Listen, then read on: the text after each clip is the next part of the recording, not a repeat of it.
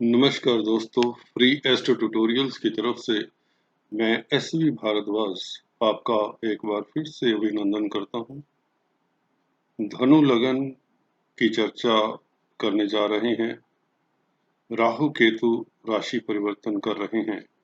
23 सितंबर 2020 से 12 अप्रैल 2022 तक अब राहु केतु गोचर करेंगे वृष और वृश्चिक राशि में, जैसा कि आप इस चार्ट में देख रहे हैं।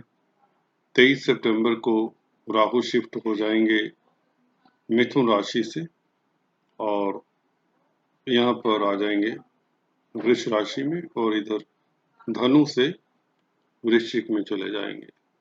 तो इसका क्या प्रभाव पड़ने वाला है धनु लगन और धनु राशि के लिए? जी हाँ दोस्तों, दोनों के लिए बात होगी, धनु लगन के लिए और धनु राशि के लिए। यहाँ पर एक बात सिंपल है, क्लियर है। जिन लोगों का राहु केतु का पोजीशन बर्थ चार्ट में अच्छा होता है, अगर गोचर में यही प्लैनेट राहु केतु थोड़े बुरे घरों में भी आ जाए तो दिक्कत नहीं देते, या देते भी हैं दिक्कत तो दोस्तों बहुत कम देते हैं। तो ये सूत्र याद रखना चाहिए कि बर्थ चार्ट का स्ट्रेंथ बहुत इंपॉर्टेंट होता है। वहां पर प्लैनेट्स अगर अच्छे बैठे हैं तो गोचर भी बहुत बुरा नहीं जाया करता। चलिए, ये तो मेन बात थी, मुख्य बात थी जो आपको मद्दे नजर रखनी होती है ट्रांजिट को देखते हुए।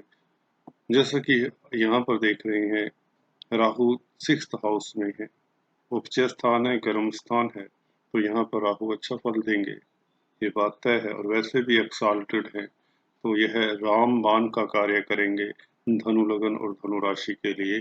पूरा 1.5 साल 18 महीने आपके लिए, आपकी प्रॉब्लम्स से आपको निजात दिलवाएंगे। अगर आपके ऊपर कोई कर्जा है, कोई बैंक लोन है, तो वह आप उससे निजात पा सकते हैं। आपको बता दें, राहु 3 नक्षत्रों से गुजरेंगे इन 18 महीनों में। पहले मृगशिरा, फिर रोहिणी, फिर कृतिका, और अलग अलग प्रभाव रहेगा। मृगशिरा नक्षत्र के मंगल स्वामी होते हैं, तो इसमें मिला जुला प्रभाव होगा। चंद्रमा के नक्षत्र में अगले साल यह फरवरी मार्च के तकरीबन आपको बहुत अच्छा प्रभाव देंगे। यहाँ पर आपको, आपके पास काफी धन आने के योग बनते हैं।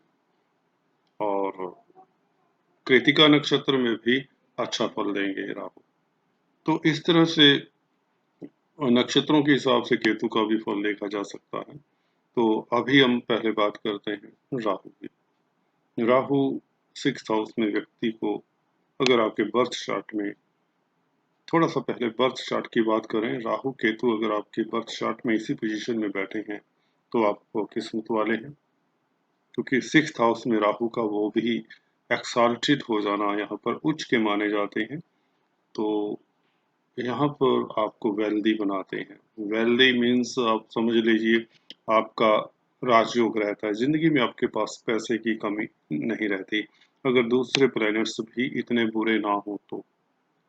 एक आध राजयोग है अगर आपकी कुंडली में और राहु भी उच्च के हैं, तो निश्चित मानिए 6th हाउस में राहु होने से आपके पास पैसा रहता है, आपके पास संसार की सुख सुविधाओं में कमी नहीं होने देता यह राहु।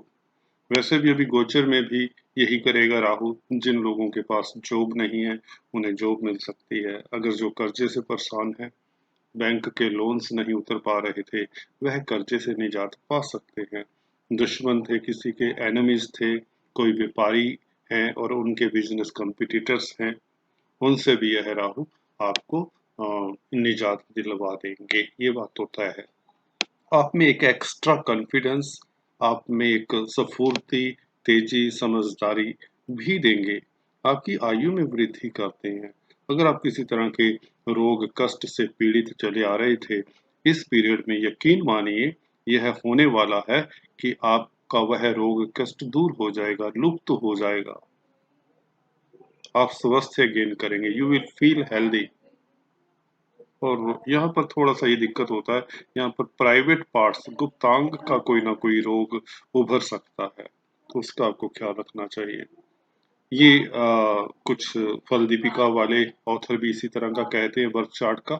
और गोचर में भी जैसे कि मैंने अभी बताया, ये गोचर का फल आदेश कर रहा था। आपको आयु देते हैं, आपको रोगों से निजात देते हैं, आपका कर्जा होता है तो वह खत्म हो जाता है। ये गोचर के पहलू थे, ट्रांजिट के पहलू बता रहा था।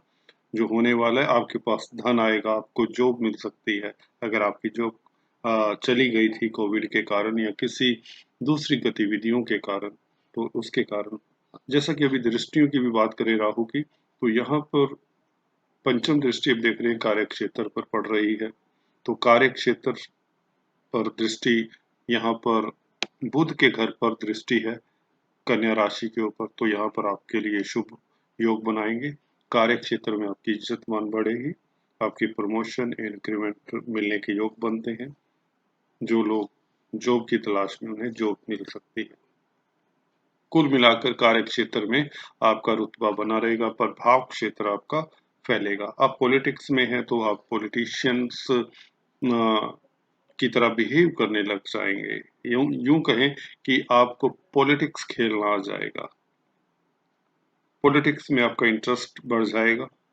और अपने प्रतिद्वंदियों को, जिसे आप दुश्मन कहें, कॉम्पिटिटर्स कहें, कोलीग्स कहें, उन पर आप हावी प्रभावी रहेंगे पूरे 18 महीने।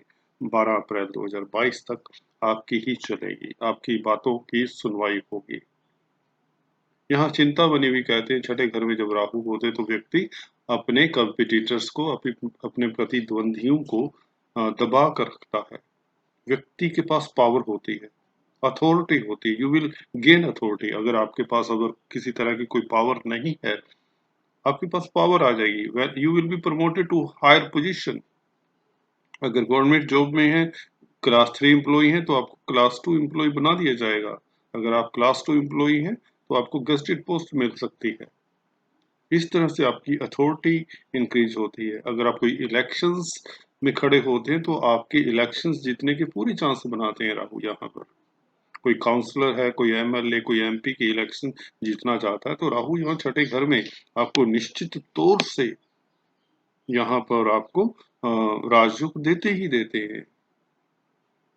तो यह चिंतामणि भी यही कहते हैं, चमत्कार चिंतामणि का कथन भी यही है कि आपको अथॉरिटी देते हैं। 6th हाउस में राहु, एनिमीज को तो डिस्ट्रॉय आप करते ही हैं और आपको अथॉरिटी भी देते हैं, रिस्पॉन्सिबिलिटी देते हैं। राहु का नवम दृष्टि धन स्थान के ऊपर है, फैमिली का घर भी है, स्पीच का घर भी है। हाँ, आपकी वाणी थोड़ी सी रफ हो सकती है, आपका स्वभाव थोड़ा सा तेज हो सकता है, पर आपके पास धन आएगा, कॉन्फिडेंस में इजाफा होगा, बैंक बैलेंस आपका बढ़ेगा। अगर आपको पिछले कुछ समय से लिक्विडिटी की कमी थी, धन की कमी थी, तो वह अब नहीं रहेगी। और केतु के गोचर की बात करें, केतु 12वें घर में, यहाँ पर फल दीपिका का कथन देखें, कहते हैं कि अगर बर्थ चार्ट में 12वें घर में हो तो व्यक्ति को आइज ट्रबल होती है, आंखों में कोई ना कोई रोग कष्ट हो सकता है, तो सावधान रहना चाहिए आपको। खासकर जिनकी उम्र 40 साल से ऊपर है, उन्हें तो बहुत ख्याल रखना चाहिए। हाँ, चश्मे का नंबर आपका बढ़ सकता है, ठीक है। कैटरैक्ट इत्यादि, ग्लूकोमा इत्यादि इस तरह की जो बीमारियां होती हैं, अगर किसी को इससे दिक्कत ही, तो उसके ऊपर कंट्रोल रखना चाहिए आपको। आपको गलत कंपनी में बैठने उठने की आदत ना पड़ जाए, इसका भी आपको ख्याल रखना चाहिए। इसके ऊपर ये आपके लिए अच्छा नहीं होगा, सोसाइटी में आपकी इज्जत मान के ऊपर दिक्कत आ सकती है। ये फल दीपिका भी कहते हैं और मेरे एक्सपीरियंस की भी बात है कि 12वें घर में व्यक्ति का अगर केतु ऐसा बैठा हो तो व्यक्ति की आईज में प्रॉब्लम हो सकती है, आंखों की रोशनी को लेकर दिक्कत होने के योग बनते हैं। हालांकि चिंतामणि जी यहाँ बर्थ चार्ट में ये कहते हैं, केतु 12वें घर में जब होता है तो व्यक्ति किंग होता है, he behaves like a king, क्योंकि राजयोग होगा उसकी कुंडली में।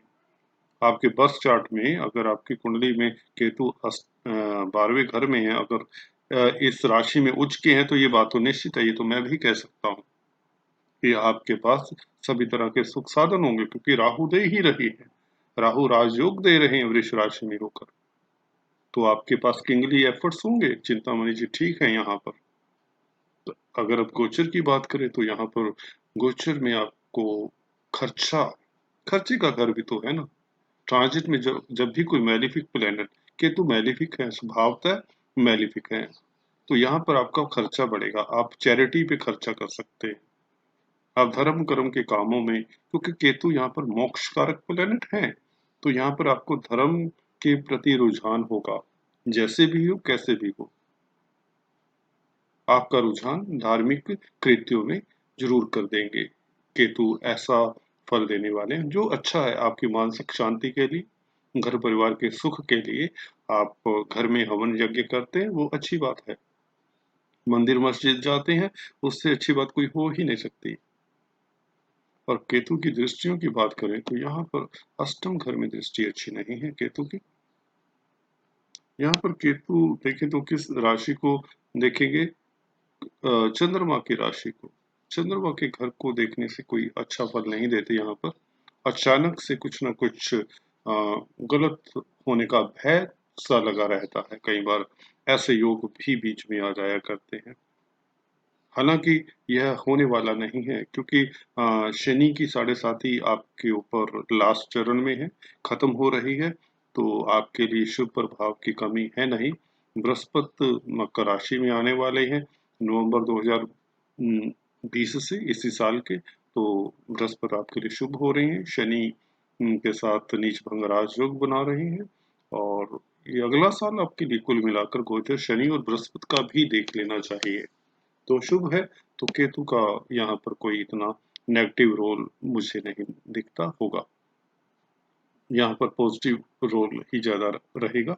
हाँ, खर्चा जरूर हो सकता है आपका। 4th हाउस के ऊपर भी इनकी पंचम दृष्टि होने से हम ये देखते हैं कि माता के स्वास्थ्य के प्रति आपको सजग रहना चाहिए। प्रॉपर्टी, वाहन इत्यादि के मसलों को लेकर कोई ना कोई मतभेद उभर सकता है फैमिली मेंबर्स में। एंसेस्ट्रल प्रॉपर्टी को लेकर कोई विवाद आ सकता है। तो जो लोग प्रॉपर्टी डीलर्स हैं, प्रॉपर्टी कंसल्टेंट हैं, इन्वेस्टमेंट करते हुए कोई ऐसी प्रॉपर्टी ना खरीद लें जो विवादित हो, जो जिसमें कोई लिटिगेशन हो। तो यू मस्ट बी केयरफुल। अपना घर बनाने में अभी दिक्कत हो सकती है आपको इस समय।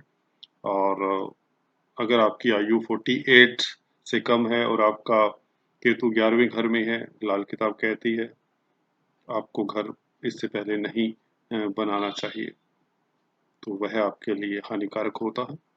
तो और कुछ बातें इस तरह की लेकर हम फिर से उपस्थित होंगे, हाँ, धनु लगन और धनु राशि के लिए। और आज अभी इतना ही इस वीडियो में। अगले वीडियो में कुछ इस तरह की चर्चा लेकर आता हूँ। तब तक के लिए do subscribe, like and share. God bless you all. Thanks for watching this video.